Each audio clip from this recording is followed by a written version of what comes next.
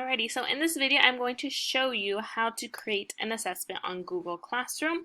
But before we do that, I like to create a topic on my classwork page in order to input this assessment under. So to get this fancy little header here to organize the lessons or the quizzes that you will later input under classwork, this is how you do it. Go and click on the button that says create, press the button that says topic, and then let's say we want to do week 1, August 10th through, I don't know, what is it, August 15th. Click on add.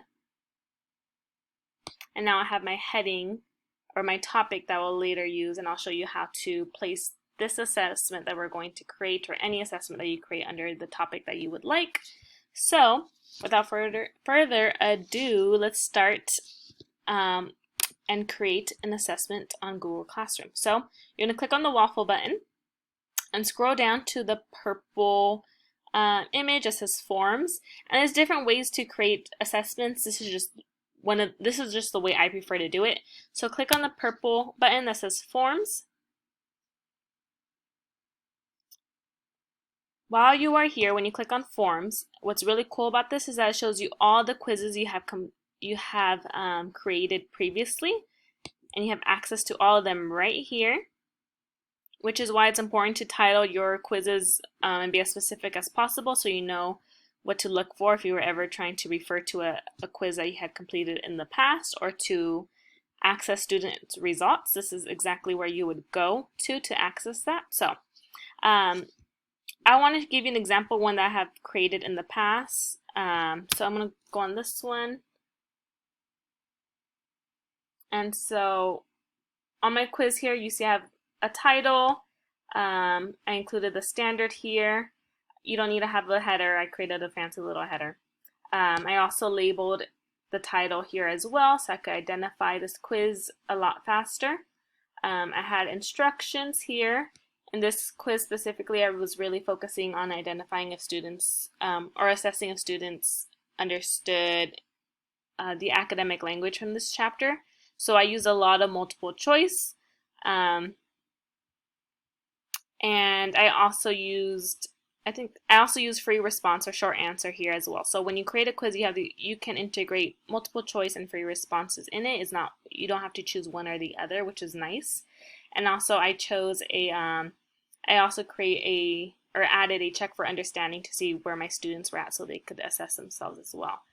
Here, so this is one of my quizzes I've done in the past. If I really like this quiz and how I structured it, which I do, and some of these things I will repeat, like name and the last part, which is checking for understanding, I probably would, going forward, click on these, I guess it's like a mini waffle, and click make a copy so that I don't have to recreate a lot of this information. So again, I would click on the waffle, click make a copy, and change the information, but keep what I would like to keep on it, which is nice. So I don't have to take up more time and to do the stuff that I already done in the past.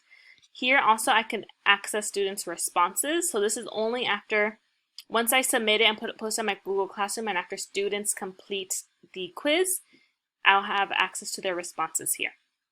So which is nice. So let me go back and show you how to create a quiz starting from scratch. So click on the back button, or you probably don't need to do that. So again, click on the waffle, go to forms,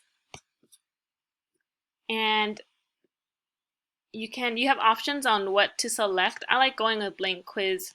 If you wanted to create a header like I did, you can create on assessment, and it just gives you access to a pretty background too. But I'm just going to click on blank quiz. So once you have your blank quiz loaded, and you want to change the title, and you want to change the title here and here as well. And this one's really important too, so that when you try to refer to this quiz again, you know where to access it by its title. So make sure you change the name here and here. So let's do Friday quiz 4.1 and math. If you want to give instructions, you can add a description here or any sort of instructions you would like here. Again, I want to change or add my title. So Friday quiz 4.1 math. I'm also going to put demo, so I personally know this is not one I want to use in the future. Okay, oopsie. All right, now adding questions. So it automatically comes with the first question here, and here's where I would probably put want my students to write their name. So name first and last, and I would want it to be short answer, so I will leave it short answer. For each question, it's really important that you toggle the button that says where it says required and turn that on. That way, and you have to do it for each question that you create. That way, when students submit a quiz, if they accidentally forgot one or maybe they didn't want to do one, they won't be able to submit it unless this purple button is turned on. So make sure that's turned on.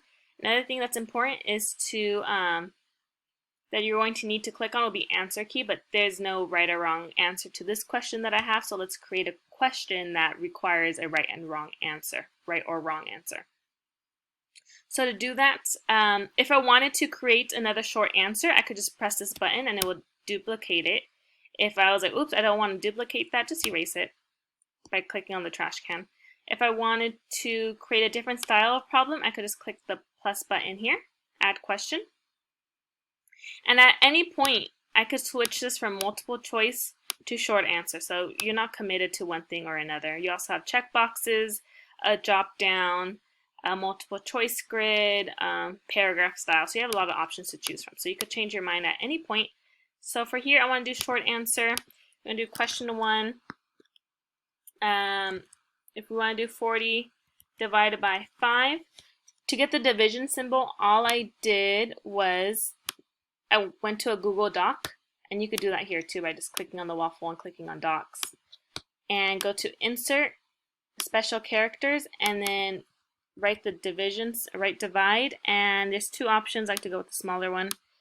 Once you click on it, highlight it, copy it, and then go ahead and go back to your other tab and paste it.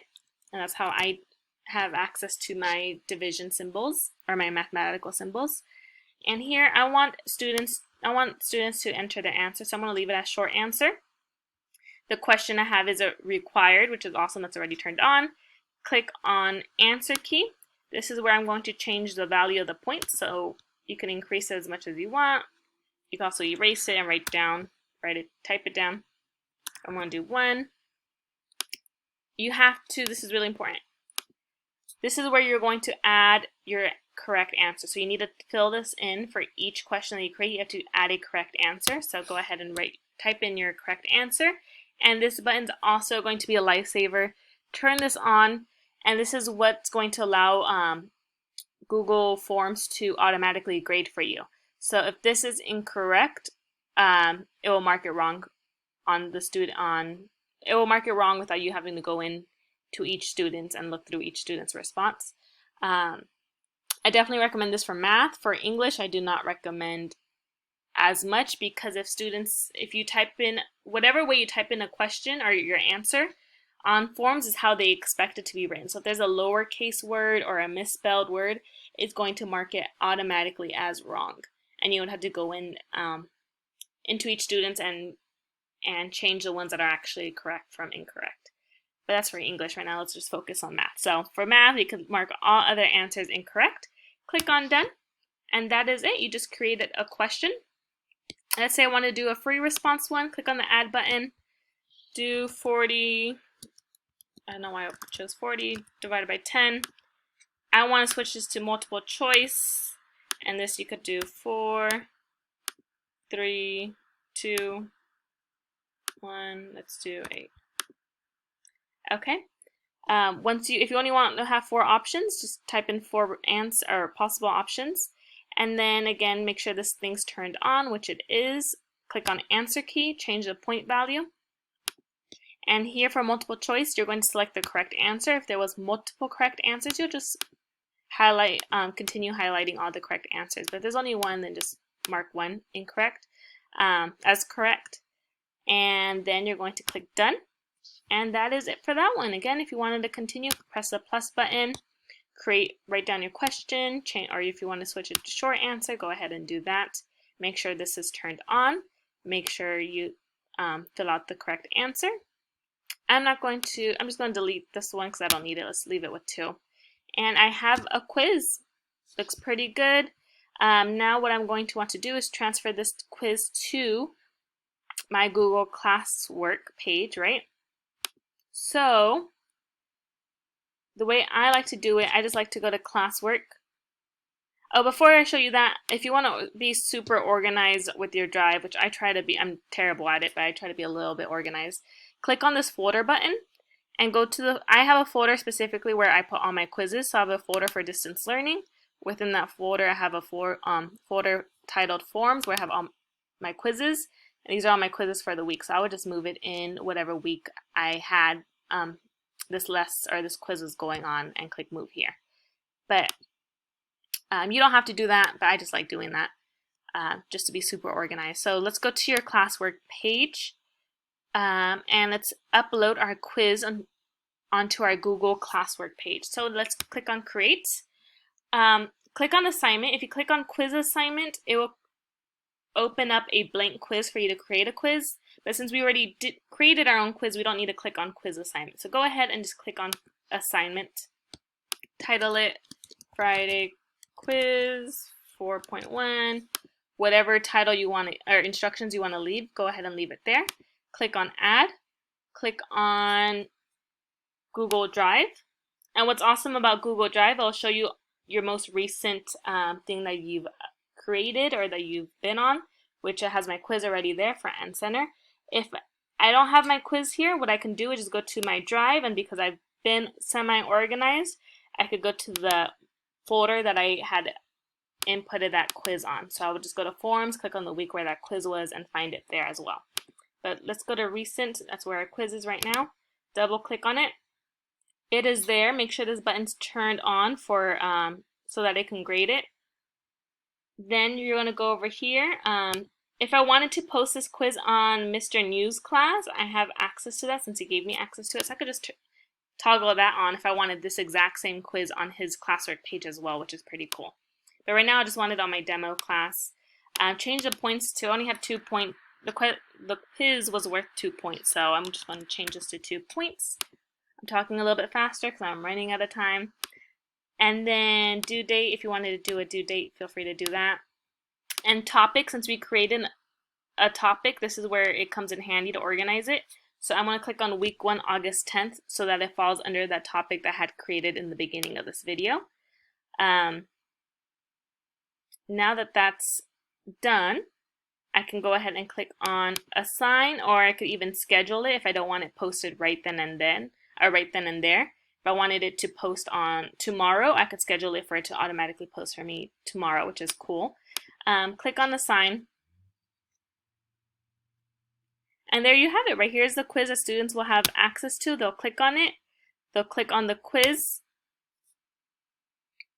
And they will have to answer all the questions and hit Submit.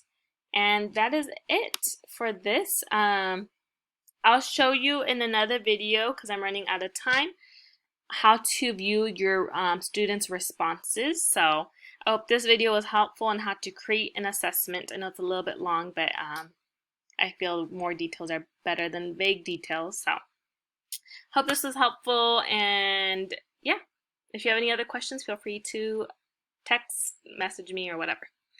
Alrighty, have a good day.